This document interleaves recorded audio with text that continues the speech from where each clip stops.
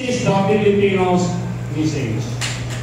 Ang nangyari sa ating House of Representatives na walang alam sa batas ay titirahin yung mga taong sinunod ng mga Pilipino dahil marunong at nakakaintindi sa batas at kung ano ang tama. Sana naman ang HOR, kung magkaroon kayo ng mga committee chair, bigyan niyo naman ng seminar kung ano yung konstitusyon.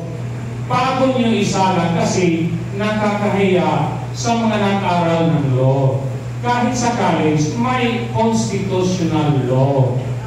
Kahit kahit sinong mga high school, mayroong constitutional law. Bakit yung nasa title 4 parang supra namang ignorante?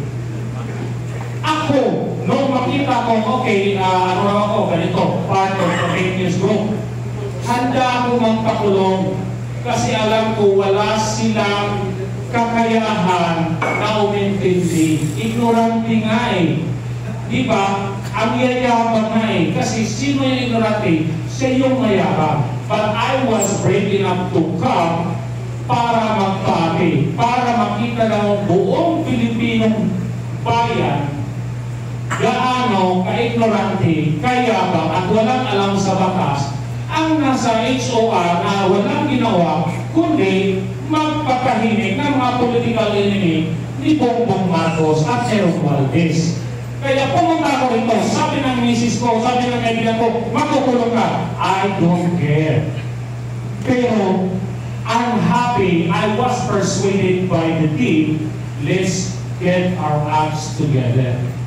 Thank you HOR, thank you TRICOM for making us stronger. Thank you for consolidating our forces. Now we found our way to the Supreme Court. Mag-aral kayo, tingnan niyo yung konstitusyon dahil hindi na kayo ang mambubuli sa amin. Ang kakausapin nyo ay ang pinakataas sa korte na may alam sa batas.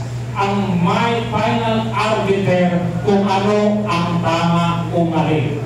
Kaya I am here. I'm proud to have friends, newfound friends and family, and I will take ito yung family. The whole family are the people who believe in these influencers, in these political activists, in these social media activists. Yun na ang kaharap, yun na ang kalaban ng mga bully sa House of Representatives. Mabuhay ang mga